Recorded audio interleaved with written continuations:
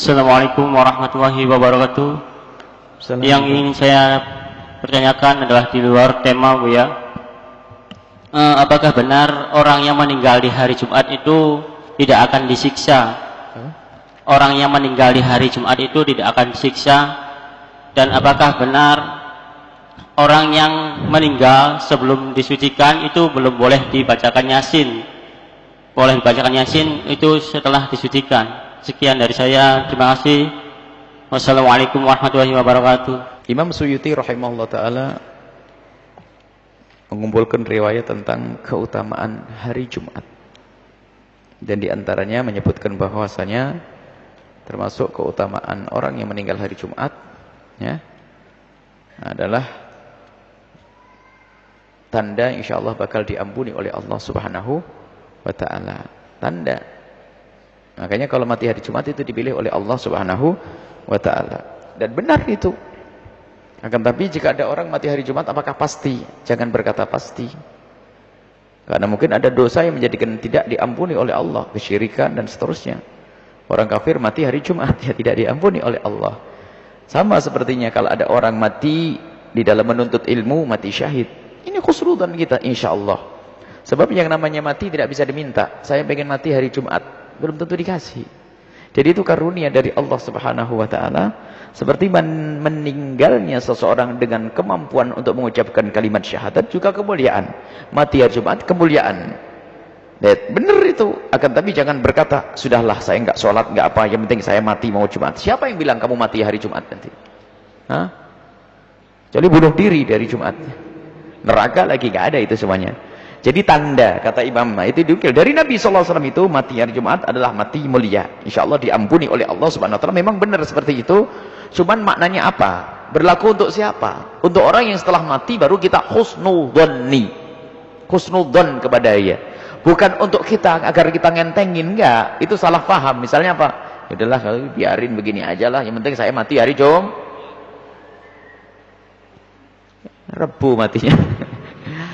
Maju 2 hari. Jadi enggak. Jadi maksudnya itu adalah untuk kita husnudzon, dan memang ada kabar dari Nabi SAW. Baik, seperti kalau ada orang meninggal dalam menuntut ilmu, diampuni oleh Allah. Cuman bukan berarti saya mau maksiat aja sambil terus hadir pengajian biar saya mati di majelis ilmu. Iya kalau matinya pas di majelis ilmu, tahu-tahu pas maksiat. Ini hanya tanda-tanda kemuliaan, dan kita husnudzon kepada orang yang meninggal di majelis ilmu. Orang meninggal waktu haji dan umrah. Orang meninggal ya dalam keadaan sakit mendadak. Orang meninggal karena sakit perut, husnudzon. Dikatakan orang meninggal sakit perut, wanita melahirkan, diampuni oleh Allah. Diampuni oleh Allah subhanahu wa ta'ala. Cuma nggak bisa diminta. Termasuk ibu saja nggak bisa ngomong, ya Allah matikan saya waktu melahirkan. Bisa nggak? Ya nggak bisa. Coba minta nggak? Kalau mati sudah dipilih oleh Allah. Baik, tinggal sekarang kita mempersiapkan. Adapun yang kita inginkan adalah semoga kita mati dalam keadaan husnul khatimah. Itu hanya cara melihat orang yang sudah mati di hari Jumat, kita husnudzonni bahwasanya insyaallah matinya adalah mati husnul khatimah, mati baik, dimuliakan oleh Allah. Kalau memang dia ahli la ilaha illallah. Kalau bukan ahli la ilaha illallah, enggak ada kebaikan untuknya. Karena apa? Bukan ahli iman. Baik, kemudian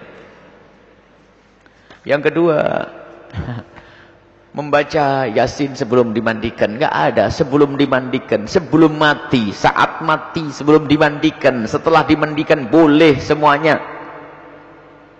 Yang enggak boleh adalah disolati sebelum dimandikan. Adapun masalah dikafani sunnahnya dikafani dulu baru disolati. Kalau belum dikafani kok disolati, sah asalkan sudah dimandikan. Jadi bukan baca Yasin. Yasin mah boleh, sebelum mati pun juga boleh. Ya, sebelum mati boleh, waktu mati boleh, belum dikubur, setelah dikubur. Sekarang ada orang melarang baca Yasin untuk orang mati ini. Kelihatannya bingung dia.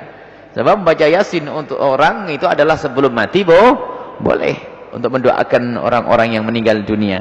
Termasuk itu masuk bab tawassul dengan amal soleh juga. Jadi tawassul dengan amal soleh adalah di saat kita membaca ayat Al-Quran, semoga diampuni oleh Allah. Kemudian juga masuk bab menghadiahkan pahala untuk orang yang telah meninggal dunia, yang disepakati oleh para ulama bahwasanya itu adalah nyampe. Ada khilaf sedikit dari riwayat Imam Asy-Syafi'i radhiyallahu anhu. Baik, ini yang harus kita pahami. Jadi kalau baca Yasin boleh. Dan memang saya menemukan, kita juga menemukan. Belum diakui jangan baca Yasin. Jadi rupanya salah dengar itu. Yang enggak boleh apa?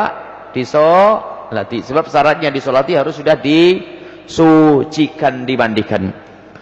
Bahkan sampai dikatakan oleh Imam Ramli rahimahullah ta'ala, kalau ada seorang anak meninggal dalam keadaan belum disucikan secara sempurna, maka tidak disolati. Contoh, ada seorang wanita meninggal dunia. Di tempat tersebut tidak ada wanita yang bisa memandikannya. Sebab kalau yang meninggal wanita, yang memandikannya adalah wanita.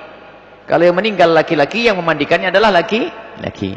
Boleh wanita meninggal dunia dimandikan oleh kaum laki-laki, tapi kaum laki-laki itu adalah mahramnya. Termasuk diantaranya adalah suami, biarpun dia bukan mahram. Anaknya, itu pun tetap menutup auratnya, bukan dibuka belak begitu lalu dimandikan. Tidak. Harus di bawah kain. Baik. Ternyata di kampung itu kebetulan wanitanya habis, tinggal dia tok. Ditanya saudara, paman-pamannya juga sudah enggak ada. Yang ada kaum laki-laki yang lainnya. Maka bagaimana hukumnya? Karena yang ada laki-laki yang lainnya, maka tidak boleh memandikannya, ya. Tidak usah mandikannya. Karena tidak dimandikan, maka langsung dikubur, tidak disolati karena tidak dimandikan. Lu kasihan, kenapa kasihan? Orang meninggal sudah urusan, karena mensolati itu tugas orang hidup, nggak ada hubungannya dengan orang meninggal. Kalau sudah ahli surga, biarpun tidak disolati, tetap ahli surga. Jadi solat jenazah kewajiban bagi yang hidup. Kenapa tidak disolati tadi? Karena belum dimandikan. Maka dari itu perlu diinformasikan kepada masyarakat bahwa yang memandikan kaum wanita, yang memandikan mayat wanita adalah para kaum wanita. Dan di antara kaum wanita pun dipilih yang lidahnya benar. Sebab ada orang yang lidahnya cerewet, suka komentar. Naudzubillah, hati lidah busuk. Kok ini begini? Ada model-model, ada lidah kayak begitu tuh ada. Maka nggak boleh dia memandikan. Sebab yang namanya jasad manusia macam-macam. Ada yang tersembunyi selama hidupnya, tidak pernah ada yang tahu. Maka amanat bagi siapa mau memandikannya. Dan perlakukan mayat itu seperti di saat dia hidup. Memandikan dengan kelembutan.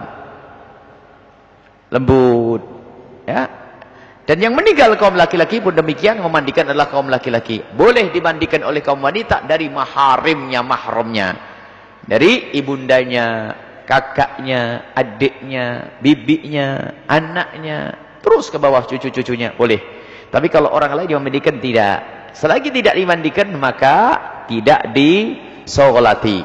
Ini masalah solat. Jangan salah dalam hal ini.